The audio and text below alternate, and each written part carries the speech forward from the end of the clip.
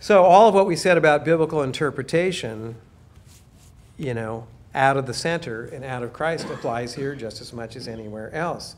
So rather than just piling up your verses, right, on either side, that won't get you very far.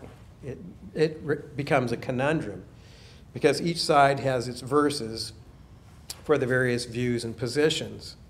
And then once you pile up those verses, you interpret the other verses in terms of your favorite pile. And of course, then it's endless because what you assume really determines where you come out, how you view the data. So if any of you are kind of a little bit into mathematics, if you know kind of a function of something creates a curve, it doesn't make any difference what numbers you throw at a function. It's like, no matter what data you put in it, you're always going to get the same curve if you throw it at the same equation. No matter what, it's always going to follow along the curve.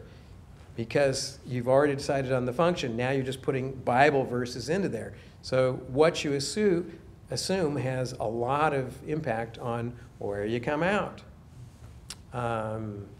So it's not, and that's why the debates go on endlessly.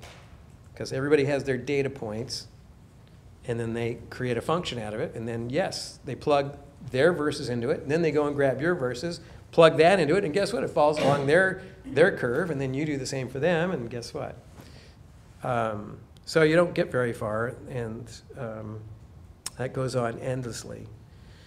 So, and again, not all our questions might be answered. Maybe not. Maybe the Bible's not designed. God's not so interested that every question we have is answered. So we need to be prepared for that. But we need to interpret everything out of the center. That is who Christ is. But often the debate starts way down the line already, then we're trying to solve it at the end. And it becomes a big mess and a big, huge debate and endless.